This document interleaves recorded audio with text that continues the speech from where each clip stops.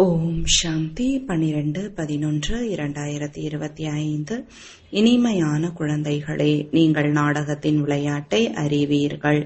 ஆகையால் நன்றி கூறுவதற்கான விஷயம் கிடையாது.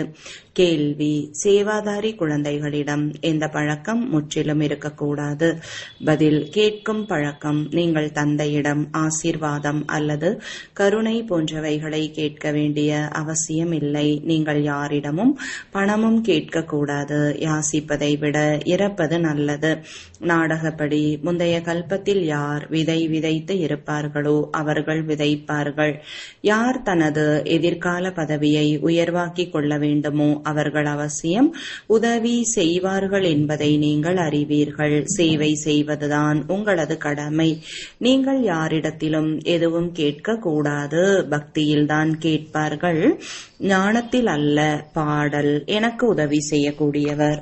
ஓம் சாந்தி. தந்தை ஆசிரியர் குருவிற்காக குழந்தைகளின் நன்றி என்ற வார்த்தை வெளிப்படக்கூடாது. ஏனென்றால் இந்த விளையாட்டு உருவாக்கப்பட்டு இருக்கிறது என்பதை குழந்தைகள் அறிவீர்கள். நன்றிக்கான விஷயம் எதுவும் கிடையாது.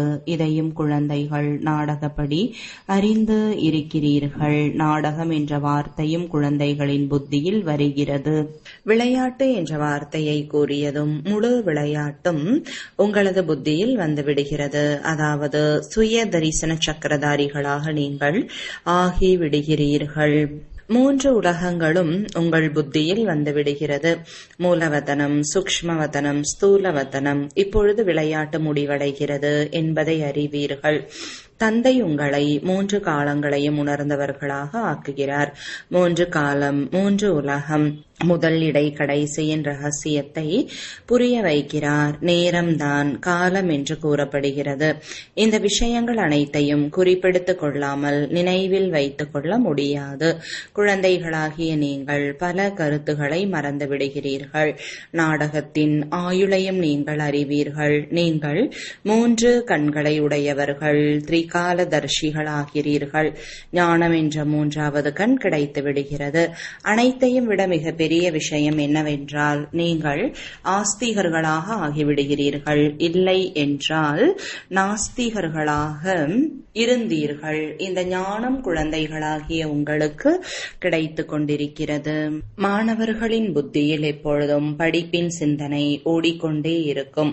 இதுவும் ஞான படிப்பு அல்லவா? உயர்ந்ததிலும் உயர்ந்த தந்தைதான் நாடகப்படி ஞானத்தை கொடுக்கிறார். நாடகம் என்ற வார்த்தை வெளிப்படுகிறது. எந்த குழந்தைகள் சேவைக்கு தயாராக இருப்பார்களோ அவர்கள் வாயிலிருந்து நாம் அனாதையாக இருந்தோம் என்பதை இப்பொழுது அறிவீர்கள். இப்பொழுது செல்வந்தராகிய எல்லையற்ற தந்தையை அடைந்து விட்டதால் செல்வந்தர்களாக ஆகிவிட்டோம். முதலில் நீங்கள் எல்லையற்ற அனாதைகளாக இருந்தீர்கள். எல்லையற்ற தந்தை எல்லையற்ற சுகத்தை கொடுக்கக்கூடியவர். வேறு எந்த தந்தையும் இப்படிப்பட்ட சுகத்தை கொடுக்க முடியாது. புதிய உலகம் மற்றும் பழைய உலகம், இந்த அனைத்தும் குழந்தைகளாகிய உங்களது புத்தியில் இருக்கிறது. ஆனால் மற்றவர்களுக்கு யதார்த்தமான முறையில் புரிய வைக்க வேண்டும். இந்த ஈஸ்வரிய தொழிலில் ஈடுபட வேண்டும். ஒவ்வொருவரின் சூழ்நிலையும் தனித்தனியானது. யார் நினைவு யாத்திரையில் இருக்கிறார்களோ அவர்கள்தான் புரிய வைக்க முடியும். நினைவின் மூலம் பலம் கிடைக்கும் அல்லவா? தந்தை கூர்மையான அம்பாக இருக்கிறார். குழந்தைகளாகிய நீங்களும் கூர்மையை நிரப்ப வேண்டும். யோக பலத்தின் மூலம் உலக சாம்ராஜ்யத்தை அடைகிறீர்கள். யோகத்தின் மூலம் பலம் அடைகிறீர்கள், ஞானத்தினால் அல்ல. ஞானம் வருமானத்திற்கான வழி என்று குழந்தைகள் புரிய வைக்கப்படுகிறீர்கள். யோக பலம் என்று கூறப்படுகிறது. இரவு பகல் வித்தியாசம் இருக்கிறது. யோகா முக்கியமானதா அல்லது ஞானம் முக்கியமானதா? யோகாதான் பிரபலமானது. யோகா என்றால் தந்தையின் நினைவு. இந்த நினைவின் மூலம்தான் உங்களது பாவங்கள் அழிந்து போகும் என்று தந்தை கூறுகிறார். இதற்குதான் தந்தை அறிவுறுத்துகிறார். ஞானம் எளிது. இறைவனின் மகா வாக்கியம்: நான் உங்களுக்கு எளிய ஞானத்தை கூறுகிறேன். 84 பிறவி சக்கரத்தின் ஞானத்தை கூறுகிறேன். இதில் அனைத்தும் வந்துவிடுகிறது. சரித்திர பூகோளம் அல்லவா?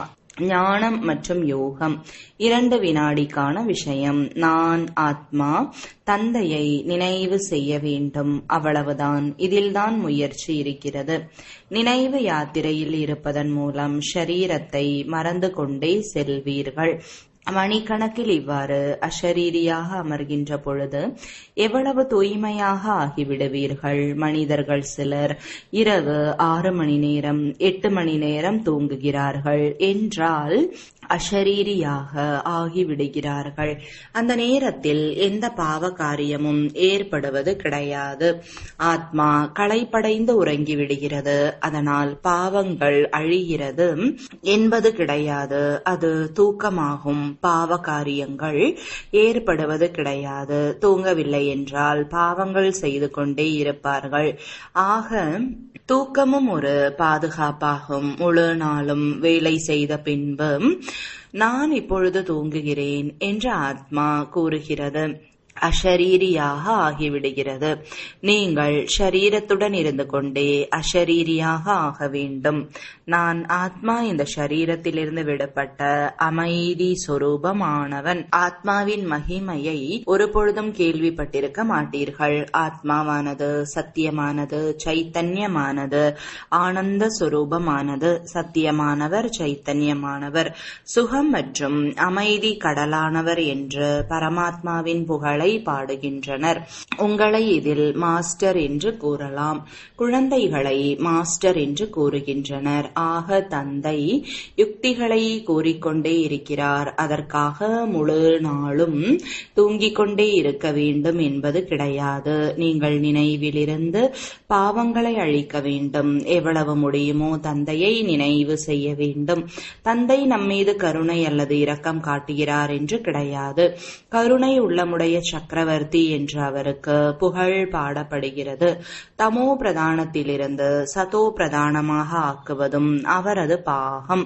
பக்தர்கள் மகிமை செய்கிறார்கள். நீங்கள் மகிமை மட்டுமே செய்துவிடக் கூடாது. இந்த பாடல்களும் நாளுக்கு நாள் முடிவடைந்து கொண்டே செல்கிறது.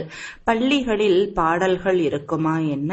குழந்தைகள் அமைதியாக அமர்ந்து கொண்டிருப்பார்கள். ஆசிரியர் வருகின்றார் என்றால் எழுந்து நின்று விடுவார்கள். பிறகு அமர்ந்து விடுவார்கள். கல்வி கற்பிக்கும் பாகம் எனக்கு கிடைத்திருக்கிறது. ஆக கற்பித்தே ஆக வேண்டும் என்று தந்தை கூறுகிறார். குழந்தைகளாகிய நீங்கள் எழுந்து நிற்க வேண்டிய அவசியம் கிடையாது. ஆத்மாவானது அமர்ந்து கேட்க வேண்டும். உங்களது விஷயமே முழு உலகத்திலிருந்தும் தனிப்பட்டது. நீங்கள் எழுந்து நில்லுங்கள் என்று குழந்தைகளுக்கு கூறுவார்களா என்ன? பக்தி மார்க்கத்தில்தான் அவ்வாறு செய்கின்றனர். இங்கு கிடையாது.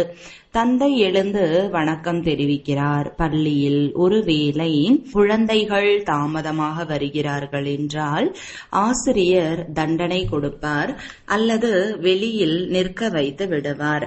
ஆகையால் சரியான நேரத்தில் செல்ல வேண்டும் என்ற பயம் இருக்கும். இங்கு பயத்திற்கான விஷயம் கிடையாது. தந்தை புரிய வைத்துக் கொண்டே இருக்கிறார். முரளி கிடைத்துக் கொண்டே இருக்கிறது. இதை தொடர்ந்து படிக்க வேண்டும். முரளி படித்தால் உங்களுக்கு வருகை பதிவு செய்யப்பட்டுவிடும். இல்லை என்றால் வரவில்லை என்றாகிவிடும். இது புது விஷயம். உலகத்தினர் யாரும் அறிந்து கொள்ளவில்லை. உங்களது சித்திரங்களை பார்த்ததும் ஆச்சரியமடைந்து விடுகிறார்கள். எந்த சாஸ்திரங்களிலும் கிடையாது. பகவான் சித்திரங்களை உருவாக்கி இருக்கின்றார். உங்களது இந்த ஓவிய கூடம் புதுமையானது. தேவதை ஆகக்கூடிய பிராமண குலத்தினரின் புத்தியில்தான் அமரும். இது சரியானதுதான் என்று கூறுவர். கல்பத்திற்கு முன்பும் நான் படித்திருந்தேன். பகவான் தான் கற்பிக்கிறார். பக்தி மார்க்கத்தில் சாஸ்திரங்களில் முதல் நம்பரில் வருவது கீதை. ஏனென்றால் முதல் தர்மமே இதுதான். அரை கல்பத்திற்கு பிறகு வெகு காலம் கழித்துதான் மற்ற சாஸ்திரங்கள் உருவாகின்றன. முதலில் இப்ராஹிம் வந்த பொழுது தனியாக தான் இருந்தார்.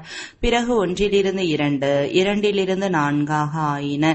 எப்பொழுது தர்மம் விருத்தி அடைந்து லட்சக்கணக்கானவர்களாக ஆகிவிடுகின்றனரோ அப்பொழுதுதான் சாஸ்திரங்கள் உருவாக்கப்படுகின்றன. அவர்கள் அவர்களுடையது பாதி காலத்திற்கு பிறகுதான் உருவாக்கப்பட்டிருக்கும். கணக்கு உருவாக்குகின்றனர் அல்லவா? குழந்தைகளுக்கு மிகுந்த மகிழ்ச்சி ஏற்பட வேண்டும். தந்தையிடமிருந்து நமக்கு ஆஸ்தி கிடைக்கிறது. முழு சிருஷ்டி சக்கரத்தின் ஞானத்தை தந்தை நமக்கு புரிய வைக்கிறார் என்பதை நீங்கள் அறிவீர்கள். இது எல்லையற்ற சரித்திர பூகோளம் ஆகும். இங்கு உலகத்தின் சரித்திர பூகோளம் புரிய வைக்கப்படுகிறது. வேறு யாரும் கற்றுக் கொடுக்க முடியாது என்று அனைவருக்கும் கூறுங்கள். உலக வரைபடத்தை உருவாக்குகிறார்கள். ஆனால் அதில் இந்த லக்ஷ்மி நாராயணருடைய ராஜ்யம் எப்பொழுது இருந்தது, எவ்வளவு காலம் நடைபெற்றது என்பதை காண்பிப்பது கிடையாது. உலகம் ஒன்றுதான், பாரதத்தில்தான் ராஜ்யம் செய்து இருக்கின்றனர். இப்பொழுது கிடையாது. இந்த விஷயங்கள் யாருடைய புத்தியிலும் இல்லை. அவர்கள் கல்பத்தின் ஆயுளை 1,00,000 ஆண்டுகள் என்று கூறிவிட்டனர். இனிமையிலும் இனிமையான குழந்தைகளாகிய உங்களுக்கு வேறு எந்த கஷ்டமும் கொடுப்பது கிடையாது. தூய்மையாக ஆக வேண்டும் என்று தந்தை கூறுகிறார். தூய்மையாவதற்காக நீங்கள் பக்தி மார்க்கத்தில் எவ்வளவு ஏமாற்றம் அடைந்து வந்தீர்கள். ஏமாற்றம் அடைந்து 2500 ஆண்டுகள் கழிந்து விட்டது என்பதை இப்பொழுது புரிந்து கொண்டீர்கள். மீண்டும் ராஜ்ய பாக்கியம் கொடுப்பதற்காக தந்தை வந்திருக்கிறார். உங்களுக்கு இதே நினைவு இருக்கிறது. பழையதிலிருந்து புதியது மற்றும் புதியதிலிருந்து பழையதாக அவசியமாகிறது. பழையதிலிருந்து புதியது, புதியதிலிருந்து பழையதாக அவசியமாகிறது. இப்பொழுது நீங்கள் பழைய பாரதத்திற்கு எஜமானர்கள் அல்லவா? பிறகு புதிய பாரதத்திற்கு எஜமானர்கள். ஒரு புறம் பாரதத்திற்கு அதிக புகழ் பாடிக்கொண்டிருக்கின்றனர், மறுபக்கம் அதிக நிந்தனையும் செய்து கொண்டிருக்கின்றனர். அதற்கான பாடலும் உங்களிடம் இருக்கிறது. இப்பொழுது என்னென்ன நடந்து கொண்டிருக்கிறது என்பதை நீங்கள் புரிய வைக்கிறீர்கள். இந்த 2 பாடல்களையும் கேட்க செய்ய வேண்டும். ராமராஜ்யம் எங்கிருக்கிறது, எங்கு இந்த ராஜ்யம் என்பதை நீங்கள் கூற முடியும். தந்தை ஏழை பங்காளன் ஆவார். ஏழைகள்தான் குழந்தைகளாக ஆகிறார்கள். செல்வந்தர்களுக்கு தங்களது போதை இருக்கிறது. கல்பத்திற்கு முன்பு யார் வந்தார்களோ அவர்களே வருவார்கள். கவலைப்படுவதற்கான விஷயம் எதுவும் இல்லை. சிவபாபாவிற்கு ஒரு பொழுதும் எந்த கவலையும் கிடையாது. தாதாவிற்கு இருக்கலாம். நான் நம்பர் 1 தூய்மையாக ஆக வேண்டும் என்ற தனது கவலை இருக்கிறது. இதில்தான் குப்தமான முயற்சி இருக்கிறது. சார்ட் வைப்பதன் மூலம் புரிந்து கொள்ள முடியும். இவரது முயற்சி அதிகமாக இருக்கிறது. டைரி வையுங்கள் என்று தந்தை எப்பொழுதும் புரிய வைத்துக் கொண்டிருக்கிறார். பல குழந்தைகள் எழுதவும் செய்கிறார்கள். சார்ட் எழுதுவதன் மூலம் அதிக விழிப்புணர்வு அடைகிறார்கள். இந்த யுக்தி மிகவும் நல்ல யுக்தியாகும். ஆக அனைவரும் செய்ய வேண்டும். டைரி வைப்பதன் மூலம் உங்களுக்கு மிகுந்த நன்மை ஏற்படும். டைரி வைப்பது என்றால் தந்தையை நினைவு செய்வது. அதில் தந்தையின் நினைவு பற்றி எழுத வேண்டும். டைரியும் உதவியாளராக ஆகிவிடும். நல்ல முயற்சி ஏற்படும். குறிப்பெடுப்பதற்காக 1,00,000 கோடிக்கணக்கான டைரிகள் தயாரிக்கப்படுகின்றன. குறிப்பெடுப்பதற்கு அனைத்தையும் விட முக்கியமான விஷயம் இதுவாகும். இதை ஒருபொழுதும் மறந்துவிடக்கூடாது. அந்த நேரத்திலேயே குறிப்பேட்டில் எழுதிவிட வேண்டும். இரவில் கணக்கு வழக்கு எழுத வேண்டும். எனக்கு நஷ்டமாக ஆகிக் கொண்டிருக்கிறது என்பதை அறிந்து கொள்ள முடியும். ஏனென்றால் பல பிறவிகளின் பாவங்களை அழிக்க வேண்டும். தன்மீது தானே கருணை அல்லது இரக்கம் காட்டுங்கள் என்று தந்தை கூறுகிறார். ஆசிரியர் கற்பிப்பாரே அன்றி ஆசீர்வாதம் செய்ய மாட்டார். ஆசீர்வாதம், கருணை, இரக்கம் போன்றவைகளை கேட்பதற்கு பதிலாக இறப்பது சிறந்தது. யாரிடத்திலும் பணம் கேட்க கூடாது. குழந்தைகளுக்கு இது கடுமையாக தடை செய்யப்பட்டு இருக்கிறது. நாடகப்படி யார் கல்பத்திற்கு முன்பு விதை விதைத்து இருக்கிறார்களோ, ஆஸ்தி அடைந்து இருந்தார்களோ அவர்கள் தானாகவே செய்வார்கள். நீங்கள் எந்த காரியத்திற்காகவும் கேட்காதீர்கள். செய்யவில்லை என்றால் அடைய மாட்டார்கள். மனிதர்கள் தானம் புண்ணியம் செய்கிறார்கள் என்றால் கைமாறாக அடைகின்றனர் அல்லவா? அரசரின் வீட்டில் அல்லது செல்வந்தர்களின் வீட்டில் பிறப்பு எடுப்பர். யார் செய்ய வேண்டும் என்று இருக்கிறதோ அவர்கள் தானாகவே செய்வார்கள். நீங்கள் கேட்க கூடாது. கல்பத்திற்கு முன்பு யார் எவ்வளவு செய்து இருந்தார்களோ நாடகம் அவர்கள் மூலம் செய்விக்கும். கேட்பதற்கு என்ன அவசியம் இருக்கிறது? சேவைக்காக உண்டியல் நிறைந்து கொண்டே இருக்கும் என்று பாபா கூறிக்கொண்டே இருக்கிறார். பணம் கொடுங்கள் என்று குழந்தைகள் நாம் கேட்கவே கூடாது. பக்தி மார்க்கத்தின் விஷயம் ஞான மார்க்கத்தில் இருக்காது. யார் கல்பத்திற்கு முன் உதவி செய்திருந்தார்களோ அவர்கள் தானாகவே செய்து கொண்டே இருப்பார்கள். ஒரு பொழுதும் கேட்க கூடாது. குழந்தைகளே, நீங்கள் பணத்தை சேமித்து வைக்க கூடாது என்று பாபா கூறுகிறார். சந்நியாசிகள் தான் இவ்வாறு செய்வார்கள். பக்தி மார்க்கத்தில் சிறிது கொடுத்தாலும் அதற்கு பலனாக ஒரு பிறவிக்கு கிடைத்துவிடும். இது பல பிறவிகளுக்கு ஆனது. ஆக பல பிறவிகளுக்காக அனைத்தையும் கொடுத்து விடுவது நல்லது அல்லவா? இவரது பெயர் கபடமற்ற களஞ்சியமுடையவர். நீங்கள் முயற்சி செய்தால் வெற்றி மாலையில் வந்துவிட முடியும். களஞ்சியம் நிறைந்துவிடும். கஷ்டங்கள் கவலைகள் நீங்கிவிடும். அங்கு ஒரு பொழுதும் அகால மரணம் ஏற்படாது. இங்கு மனிதர்கள் காலனுக்கு எவ்வளவு பயப்படுகின்றனர். ஏதாவது ஏற்பட்டுவிட்டால் உடனேயே காலனின் நினைவு வந்துவிடுகிறது. அங்கு இந்த எண்ணம் இருக்காது. நீங்கள் அமரபுரிக்கு செல்கிறீர்கள். இது மோசமான மரண உலகம். பாரதம்தான் அமர உலகமாக இருந்தது. இப்பொழுது மரண உலகமாக இருக்கிறது. உங்களது அரை கல்பம் மிகவும் மோசமாக கழிந்தது. கீழே விழுந்து கொண்டே வந்தீர்கள். ஜெகநாத்புரியில் மிகவும் அசுத்தமான சித்திரங்கள் உள்ளன. பாபா அனுபவசாலி அல்லவா? நாலாபுறமும் சுற்றி வந்திருக்கிறார். தூய்மையான நிலையிலிருந்து அசுத்தமாக ஆகிவிட்டார். கிராமத்தினராக இருந்தார். உண்மையில் இந்த முழு பாரதமும் கிராமம். நீங்கள் கிராமத்து சிறுவனாக இருந்திருக்கிறீர்கள். நாம் உலகிற்கு எஜமானராக ஆகிறோம் என்பதை இப்பொழுது புரிந்து கொண்டீர்கள். நாம் மும்பையில் வசிக்கக்கூடியவர்கள் என்று நினைக்காதீர்கள். மும்பை கூட சொர்க்கத்திற்கு முன்பு என்ன? எதுவும் கிடையாது. ஒரு கல்லளவும் கிடையாது. நாம் கிராமத்து சிறுவனாக செல்வமற்றவர்களாக ஆகிவிட்டோம். இப்பொழுது நாம் மீண்டும் சொர்க்கத்திற்கு எஜமானர்களாக ஆகிக் கொண்டிருக்கிறோம் என்ற மகிழ்ச்சி இருக்க வேண்டும். பெயரே சொர்க்கம். மாளிகையில் எவ்வளவு தங்கம் வைரங்கள் பதிக்கப்பட்டிருக்கும். சோமநாதர் ஆலயத்திலும் தங்கம் வைரத்தினால் எவ்வளவு நிறைந்து இருந்தது. முதலில் சிவன் ஆலயம்தான் உருவாக்கினர். எவ்வளவு செல்வம் நிறைந்ததாக இருந்தது. இப்பொழுது பாரதம் கிராமமாக இருக்கிறது. சத்தியுகத்தில் மிகுந்த செல்வந்தராக இருந்தோம். இந்த விஷயங்கள் உலகத்தில் உங்களை தவிர வேறு யாருக்கும் தெரியாது. நேற்று நாம் தான் சக்கரவர்த்திகளாக இருந்தோம். இன்று ஏழைகளாக இருக்கிறோம். மீண்டும் உலகிற்கு எஜமானர்களாக ஆவோம் என்று நீங்கள் கூறுவீர்கள். குழந்தைகளாகிய நீங்கள் தங்களது பாக்கியத்தை பார்த்து நன்றி கூற வேண்டும். நாம் பல மடங்கு பாக்கியசாலிகளாக இருக்கிறோம். நல்லது. இனிமையிலும் இனிமையான தேடி கண்டெடுக்கப்பட்ட செல்லமான குழந்தைகளுக்கு தாயும் தந்தையுமான பாப்தாதாவின் அன்பு நினைவுகள் மற்றும் காலை வணக்கங்கள். ஆன்மீக குழந்தைகளுக்கு ஆன்மீக தந்தையின் வணக்கங்கள். ஆன்மீக தந்தைக்கு ஆன்மீக குழந்தைகளின் அன்பு நினைவுகளும் வணக்கங்களும். தாரணைக்கான முக்கிய சாரம்: பாவ காரியங்களில் இருந்து தப்பிப்பதற்கு இந்த ஷரீரத்தில் இருந்து கொண்டே அஷரீரி ஆவதற்கான முயற்சி செய்ய வேண்டும். ஷரீர நினைவு மறந்து கொண்டே செல்லும் அளவிற்கு நினைவு யாத்திரை இருக்க வேண்டும். இரண்டாவது, ஞான சிந்தனை செய்து ஆஸ்திகர்கள் ஆக வேண்டும். ஒரு பொழுதும் முரளி கேட்காமல் இருக்கக்கூடாது.